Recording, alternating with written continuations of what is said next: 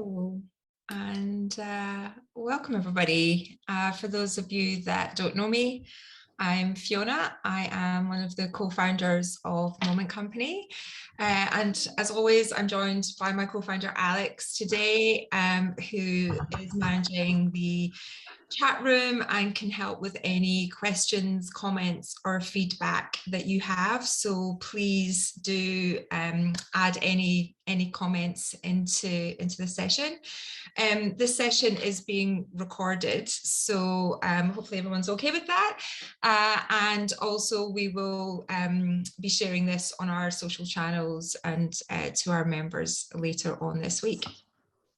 So today's chat has been inspired by the theme of the Mental Health Awareness Week this year back in May, which was loneliness. And loneliness can mean so many different things to all of us, but it also feels like it's a deeply personal topic. And when we initially think of loneliness, we tend to think of it in the physical sense, so being isolated from one another, which obviously we have very much been for the last couple of years. And I think also back to our last masterclass, which was on grief, and that's another main source of loneliness, where we all feel that loss and physical separation from loved ones. However, there are many other emotional and social triggers that leave us feeling lonely and also stressed and anxious. And now loneliness can also be the result of feeling unheard or ignored at work or in a relationship. So you can be feeling lonely in a full room, but it can also be due to feeling isolated from the rest of society. And it's that point that really connected Gavin and I to starting to talk about the topic of understanding how anxiety specifically relates to that feeling of loneliness and isolation felt by many people with disabilities. Now, it's believed that in the UK alone, there are up to 11 million of us that have a long-term disability, and many of those are obviously invisible. So this is not a small issue. It's very likely that I know, and you all know someone in your life that is affected by a disability. So Gavin and I believe that, Gavin in particular believes that this subject deserves a greater platform for awareness, for understanding, and for us to collectively be able to find the solutions that can make that less of an issue and a challenge for many. So with that, I am delighted to ask Gavin to join me by the magical that is Zoom. I thought there was going to be a bit of a reveal there, which was going to be like, oh my God, I'm just revealing. So I am here. I don't know how to do it other than go ta-da. Pleasure to be here. So Gavin is the founder of the award-winning disability technology Welcome.Me. And I know Gavin will go into that in just a sec, but Gavin and I first met about 6 years ago now through Scottish Business Network, where, hi Christine, where Gavin presented his vision for, it was quite a nascent idea at that time for his technology. And as a former Guide Dogs for the Blind trainer, I know you've always been passionate about raising that awareness around accessibility and really bringing to the fore the challenges that many people with disabilities face every day, making what we seem as seamlessly routine tasks extremely stressful or even impossible in some regards. So I'm very much looking forward to us digging into that topic today. But I will hand over to you to give a proper introduction and a little bit of background as to who is Gavin and what drove you to create Welcome. Well, thank you very much indeed. It's it truly is an honor and a pleasure to be here. And it's so super to see Christine there and yourself and to be meeting Alex and everybody else that's on the call. It's just just an honor for me. So you're right, I worked for Guide Dogs for the Blind and I did that for 18 years. I was a mobility instructor, absolutely loved it, best job in the world. And I had taken on that job in 1996 after 10 years as a military policeman. And I loved that job as well, although I was more inclined towards the people side of things. And although I was a police dog handler in the military, I wanted to do something that felt that I was not giving back. I was never some sort of white knight, but I wanted to use some of the skills that I had in dog training in working with an organization like Guide Dogs. So I used to go along and do voluntary work. And eventually a position came up. They were few and far between, but I was like, oh yeah, I'll apply for that. And I applied to be a dog trainer. And they said, no, we don't want you as a dog trainer. We want you as a mobility instructor, which is the person who trains the person how to use the dog. So they'd recognized I had dog skills, but they were like, oh, actually, no, we like your human skills. Your interpersonal skills are as such that you'll be able to talk to somebody and be able to get them to get the most out of their guide dog. And because although I liked dogs, I was never a capital L dog lover. And there are people who will just say, I love dogs, and they will love dogs indiscriminately. Every single dog, they will love it. It could be a rabid beast, and they'll be like, oh, I love dogs. Whereas I was much more, I love dogs that do certain things, and I'll train them and I'll work with them, and then I hand that dog over to somebody. And there was nothing better for me than watching that last day, watching the guide dog go on a walk down the street with me, just disappearing into the distance and being totally independent of me. And there was no greater pleasure than the day that I handed the dog over, when the dog just went, oh, I'm glad I've got shot at him. I've got a new dad here. And I'm gonna, and they would look at me to start with. They'd be like, why has he stopped talking? He used to love me.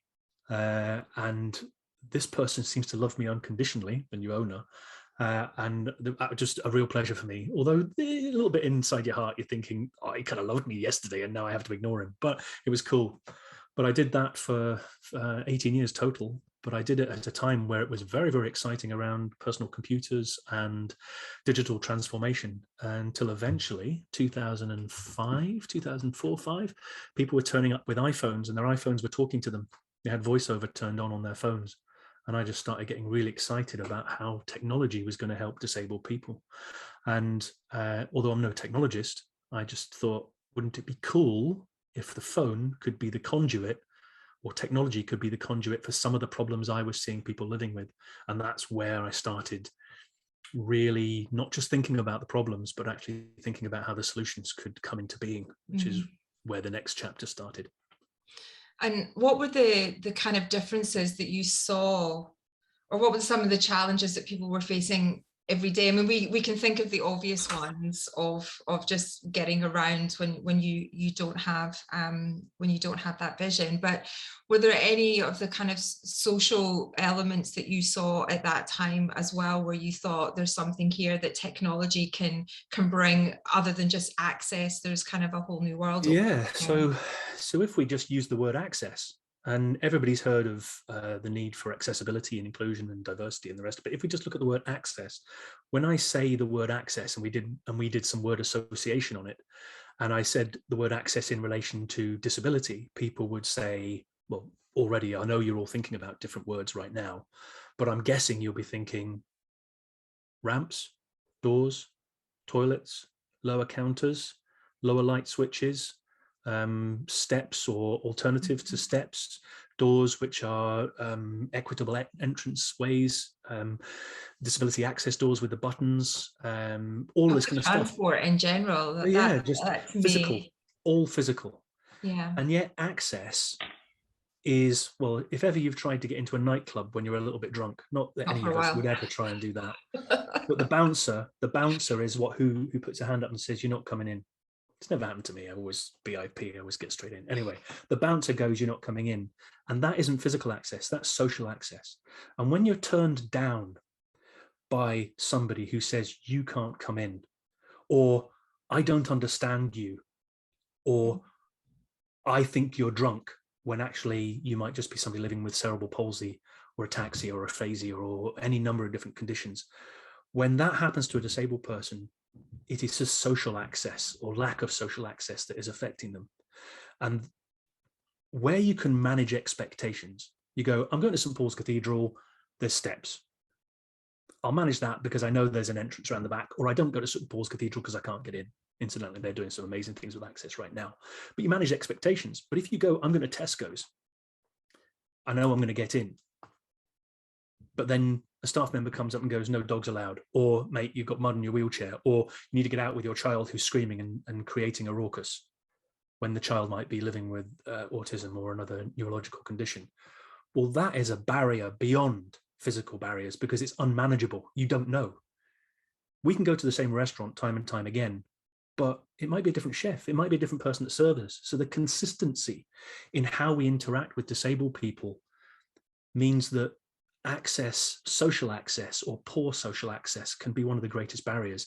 And it can be the thing that means that you don't want to engage. If you go somewhere and you get bad service, you don't go again.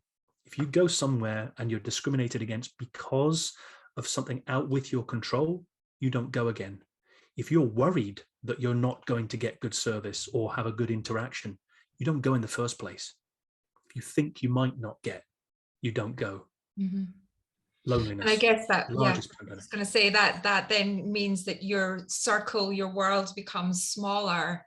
And therefore, that's where that anxiety of not knowing where to go, not knowing how you're going to be treated when you get there means you're less likely to be out in public, you're less likely to try new things. And I guess the impact for that is from a business and businesses perspective is that you're losing customers every day because you're effectively isolating a huge part of the community. Yeah, and let's just mention for a second that my generation, my parents' generation, disability or disabled, you were disabled or you were not disabled. Mm-hmm.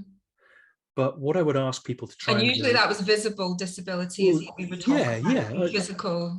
But you were disabled or not disabled. Mm-hmm. And it sometimes it's hidden, but you would say, I'm a disabled person, not a disabled person. Or you would say they're disabled, they're not disabled. But actually, we don't live in that world anymore. We live in a world where there is a spectrum. And we know that. Around neurodiversity, we talk about spectrums all the time. But spectrums affect every aspect of disability. If I want to read, I put my glasses on. It's a spectrum. But what we haven't done is we haven't come to terms with the fact that it's not disabled or not disabled. It's this environment or this situation has been disabling. I have been disabled by an attitude, an impression, an access issue, a barrier that has disabled me. And the people who have greater challenges because of a physical impairment or a mental impairment find more things disabling. But what hasn't happened is society hasn't changed fast enough to ensure that they are less disabled by their environment and the things around them. And that can just be understanding that they're in pain. Because pain is a disability that you can't remove by understanding somebody's disability. You just have to understand that somebody's in pain and they might be more irritable that day because, damn it, it's hurting.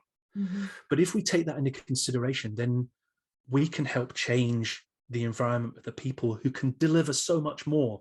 Who wouldn't want somebody like Stephen Hawking, when he was alive, God bless him, to actually be able to come and deliver a presentation at a university? And who would think to themselves, oh my God, he can't even get into the building, or I've treated him in a way where he wouldn't want to come back again because I was disrespectful by talking to the person standing next to him.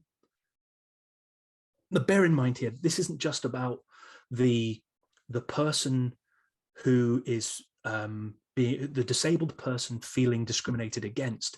It's about the person who's interacting with them not knowing how to interact. Mm-hmm. And that can create just as much of a problem for that person as it does for the other person. Anxiety is one of those things that affects us all. So we just have to be more aware that this is a sliding scale of a disabling factor that stops us all coming together and having the amazing lives we can when we come together in a way where we understand and are empathetic to each other's needs. Gosh, there's so much wrapped up in what you just said there. And I'd like to pick up on two things and let's see where we go with them. But one of them is language. So it's really interesting what you say around disabling and disabled. So it's not the person, it's the environment that we've created, which is preventing enablement of them being able to do things that we do. So that's an interesting thought to kind of. We definitely need to approach that one just for a second, because somebody might identify as disabled. Mm-hmm. If somebody identifies as disabled, they own the term. If you then say that they are disabled by their environment, and you remove their ownership of the term being disabled, then you're removing how their identity. And also by saying that we need to remove all those disabling factors so that you're no longer disabled, that sends a negative message towards the fact that somebody's disabled. There's nothing wrong with being disabled as a medical condition. There's nothing wrong with it at all. It's normal. So it's a real challenge to get the wording right.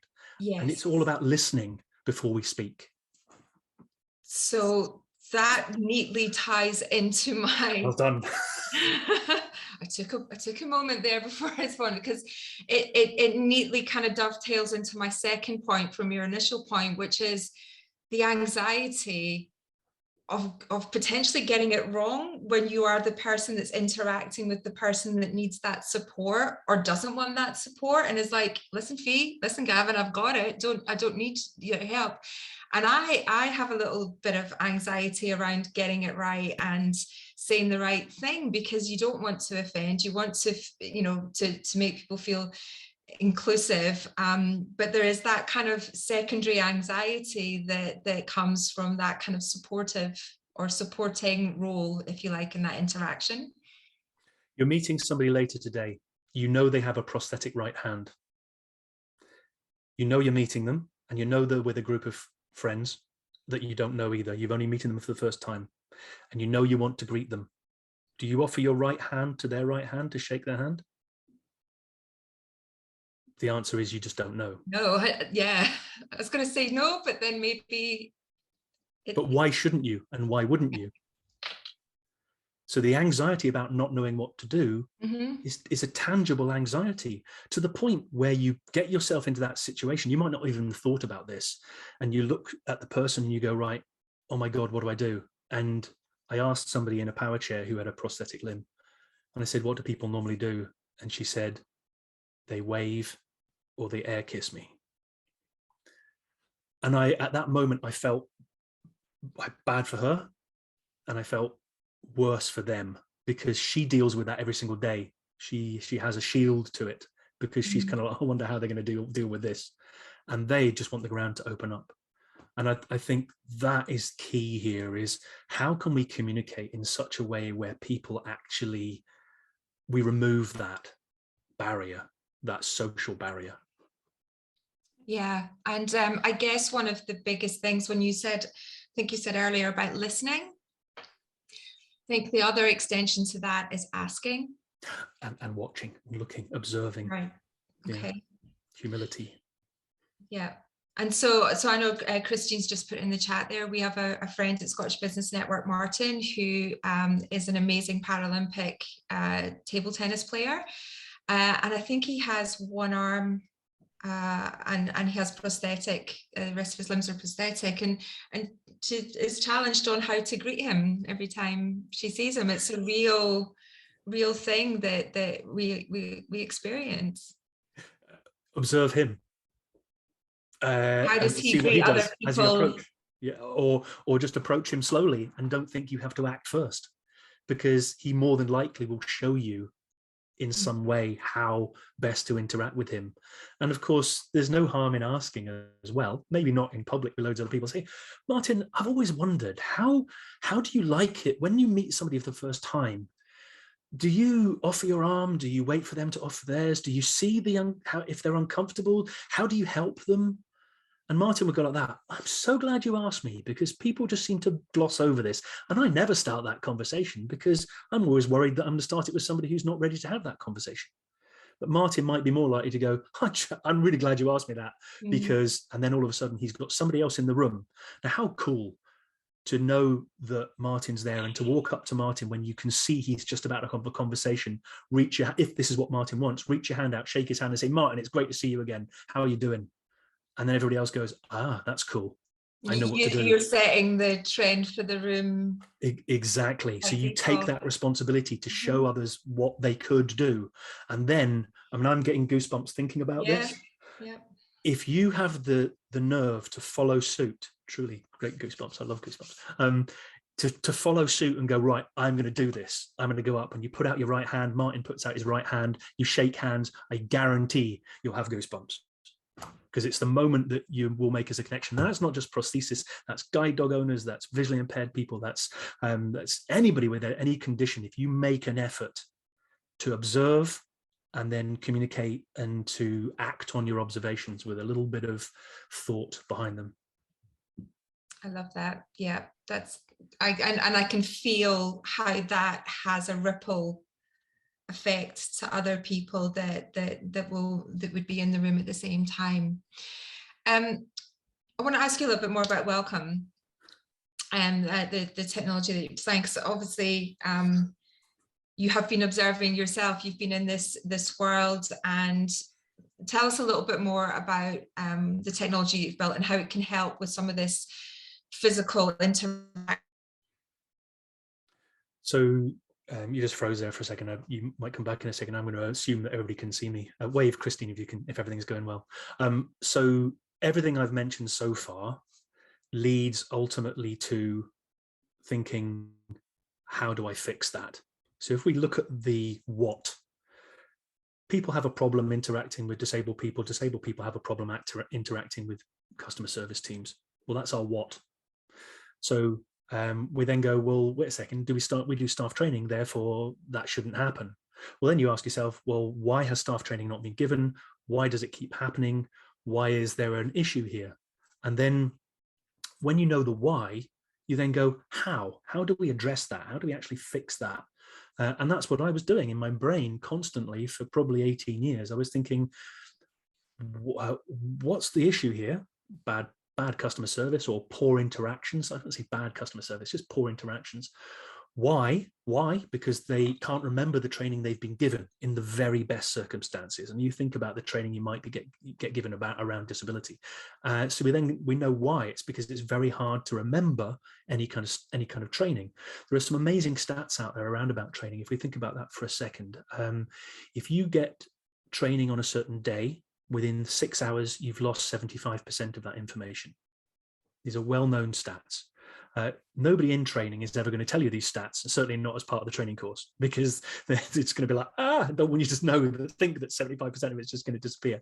But it's then unsurprising that if you train somebody in customer service, a security guard, for instance, at a supermarket, there's very little chance they're going to remember that 6 months later when they might come into a situation where they meet somebody who's autistic or neurodiverse or as a guide or as a whatever it might be. And I just thought at the time, because I was working with technology, surely the phone could communicate that information. It's so simple. It's so truly simple. This was the route, though. I didn't just come up with that overnight. I ain't no genius. I'm just somebody who happened to have all the stars in alignment at the right time. I was walking up to pedestrian crossings. I realized my client couldn't press the button at a pedestrian crossing. I thought to myself, I wonder if the phone could press the button. 2011, I had invented the world's first pedestrian crossing operated by smartphones. So phone presses button at crossing. I then thought, well, if I could press the button at a crossing, I could press the button at a door. I approach a door, my phone presses the button at the door because the door recognizes who I am and it knows that instead of me having to hit the button because I can't find it, the door will open. And then you think to yourself, well, the building now knows I've arrived. If the building knows I've arrived, the people inside the building could know I've arrived. Brilliant. I could actually inform them. I could trigger a message to the people in the building to say, this is what my needs are. And then if you take that to logical conclusion, not conclusion because there's still a long way to go, but you think, well, if I've got a pre-populated profile and I say I'm going to a building, they could get a message to say I'm arriving or I'm coming. And then when I arrive, I could hit a button to say I've arrived and they could approach me. But the information they could get would be triggered by the profile saying, this is Gavin. Gavin's living with aphasia. Aphasia is a neurological condition that might mean it's difficult for Gavin to communicate, but he has no problem understanding what you're saying. Sometimes people with aphasia might appear drunk. Gavin is not drunk. Gavin has this neurological condition. Here are top tips on what you should do when you meet Gavin. And all of that gets popped across onto the screen in the business before you walk through the door. So we empower the disabled person to say how they want to be greeted and met and what they want to do on arrival. We empower the staff member to ensure that they meet and greet the person when they walk through the door. We empower the building to make more commercial, if it's a commercial business, to actually be more commercial in their interaction with everybody comes through the door, unlocking the £274 billion in the UK alone, $8 trillion worldwide, that the 1.3 billion disabled people spend every day on goods and services. But we can do all that and help commerce and society in its interaction with disabled people if we put this into play. 2018, I launched the world's first proximity-aware smart device for training staff based on an empowerment tool for disabled people when they arrive at businesses. We launched it in 2018. We now have 160 venues across the UK and Ireland, with people saying, when's it coming to North America? When's it coming to Australia? When's it coming to Africa? When's it coming to, you name it, when's it coming to Europe? And it's growing very, very quickly. And we are the only company doing this. So it's just going to get bigger and bigger and bigger. Now, very briefly, because there's a cost to these things, nothing is ever paid for by disabled people. It's totally free. You should never be taxed for something when you're a disabled person to actually have equity. So we charge a small monthly subscription to the business, who then gets to deliver staff training for all the, I think I counted 7 wins. So win, win, win, win, win, win, win, win. Haven't found any losses yet. Shut up, Gav. I mean, it's amazing, as you say. It's something that you're using existing technology that everybody already has in their pocket, existing behaviors that everyone's familiar with. But like we had just pop up in the comments there, that's that getting around having those awkward conversations. You're putting the information out that you're comfortable with, and the companies are using it to create a better experience for the people that walk through their door, and there's immediate wins all around there.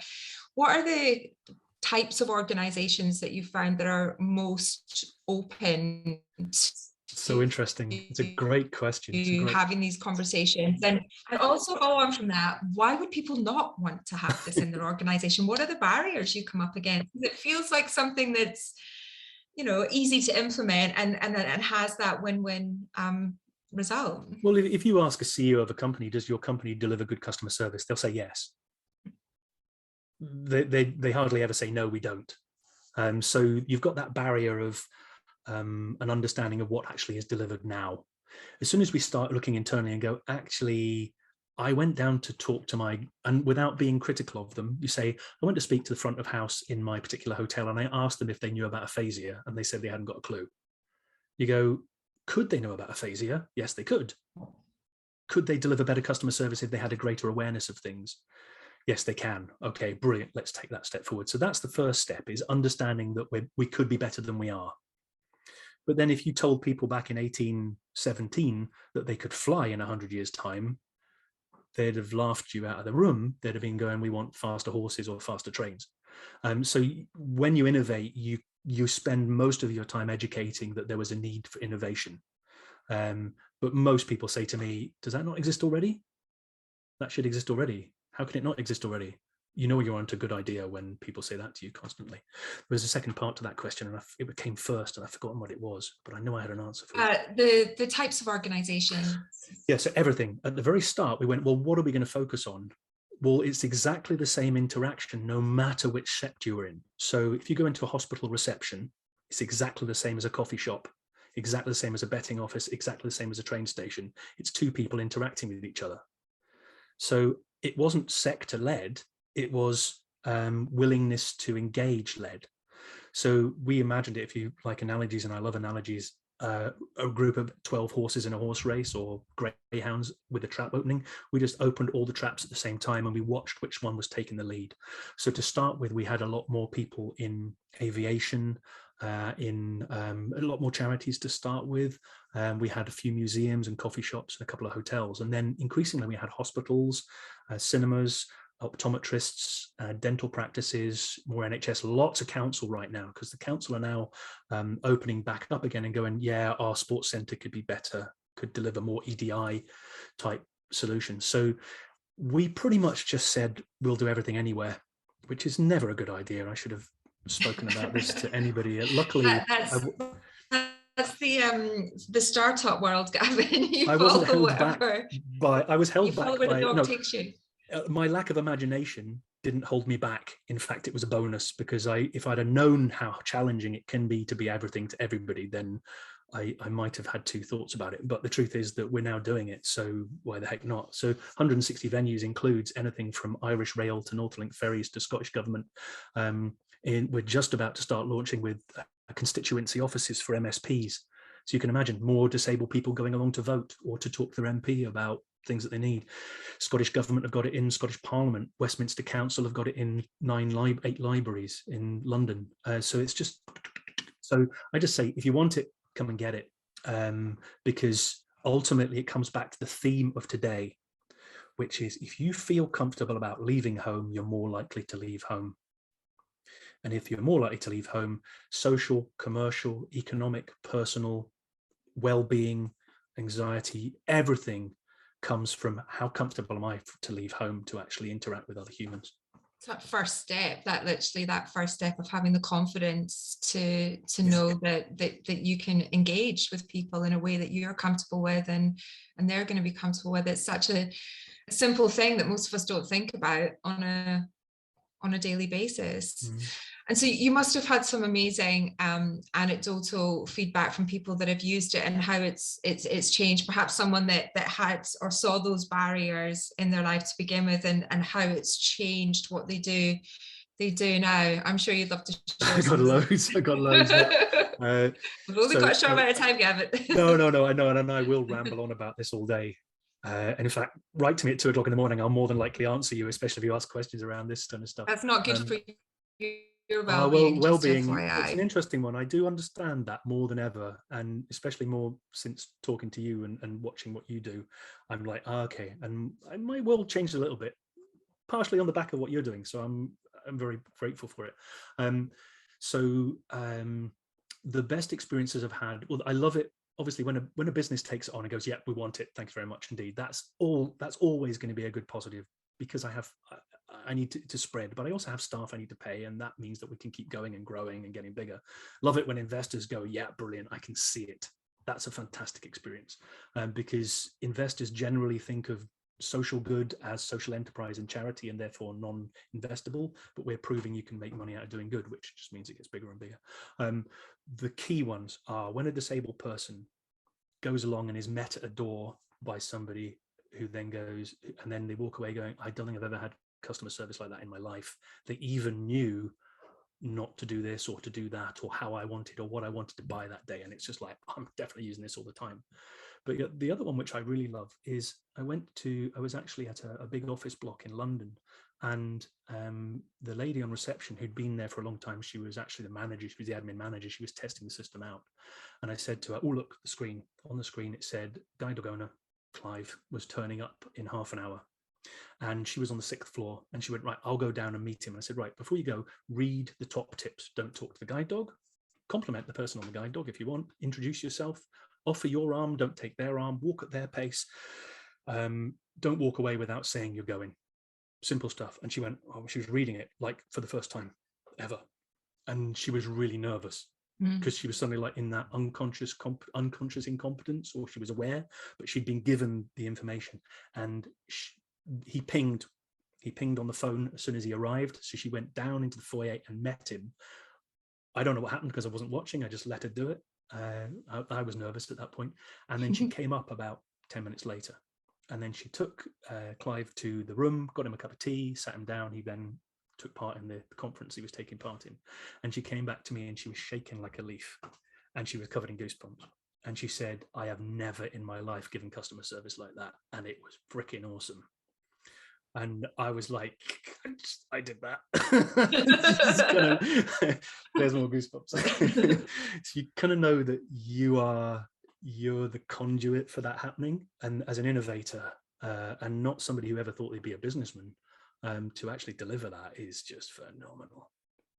Fantastic. And empowering on both sides. Oh, everybody wins. It's just everyone. Mind-blowing.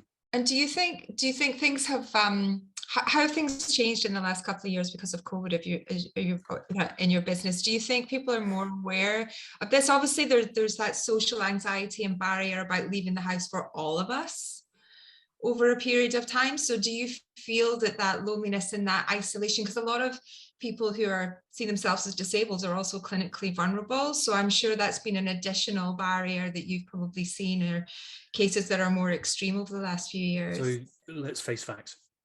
You exist. Your company exists where it didn't, certainly not in the same way before COVID. My company exists in a way that it didn't before COVID. And there'll be plenty of other companies like ours that are doing things that are much more socially based. Even though they're commercial, they're socially based, and that has changed. But the message hasn't got out to the people that need to use our services yet. And that's the biggest challenge. So I saw a piece on LinkedIn, and because people love talking about the bad stuff, disabled people are being let down, people are this, and we love talking about, media love fixating on where somebody's being discriminated against because it will get clicks or likes or whatever it might be, or sell newspapers. But what we don't have is enough people going, you need to have a chat with the guys at Moment. It's just, that's going to help you fix some of the stuff that's going on in your life. And I think there are people out there that need to know that we exist, that won't know until it's a word of mouth, because we can't afford to go and do what Samsung does and says, here's a latest smartphone that folds, which, let's face it, is a phone that folds. If we want to change the world, we need people to know about it positively. We need to know about the things that actually change the world positively. So I think that's the biggest challenge. Everybody needs it. We exist in order to deliver it, but people don't know that we exist yet. And I think that's the challenge. That is the challenge.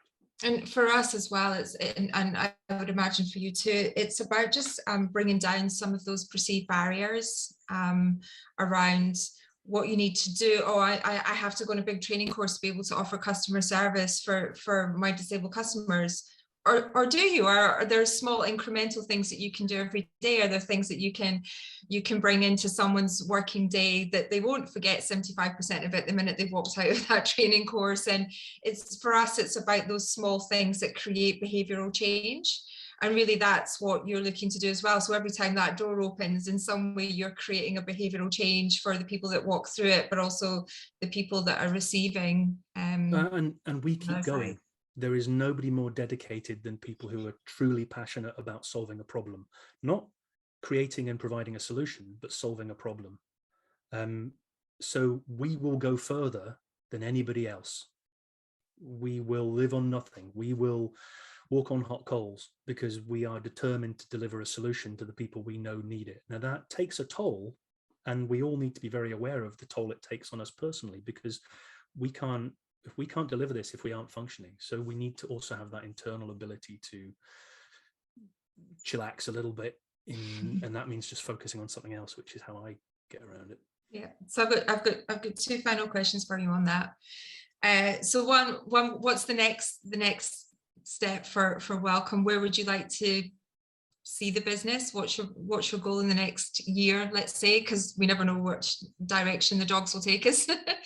And then the last one is, what do you do to find time to kind of take a moment to look after your own well-being as well?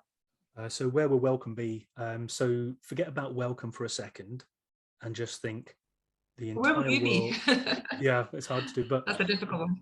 The entire world needs to have an understanding that it's actually possible to deliver personalized interactions. Okay, the whole world needs to realize that that's the next step forward, and it's not face recognition on the doors of Tesco. It is communicating before we meet each other, so that when we meet somebody, we're not strangers. We're actually friends before we meet. A friend is a stranger is a friend you haven't met yet. No, a friend is a stranger. You know what I'm saying? If we can break down those barriers before we meet each other, then we will have a better relationship with the person we're just about to meet. When we're strangers, we don't care about the other person. If you knew every single person, as you got on a bus, if you knew every single person on that bus, you would say, hello, John, hello, Mrs. Smith, hello, Fred, before you got to your seat. And everybody would smile and the recognition and all this kind of stuff, but we don't, so we ignore each other. If we knew each other, then that makes it easier. Now, let's go back to Welcome for a second. We deliver that, we're the only people who deliver it in the way that we do, so quite obviously, I want my company to grow and grow and grow and grow and deliver that all around the world and to do it everywhere for everybody.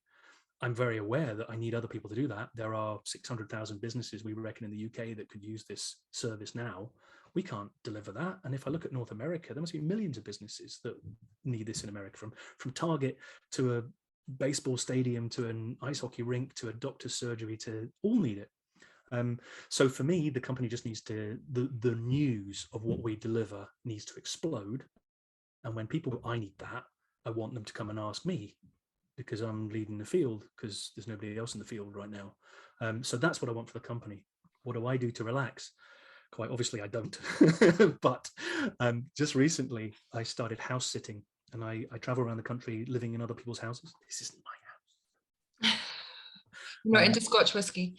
Oh, she works with Scotch whiskey. She's brilliant. So I go and live in people's houses and look after their animals while they go on extended holidays. And I love doing it. Even if I had the money to have a house, I think this would be a really cool thing to do. And I've been doing it for since last August.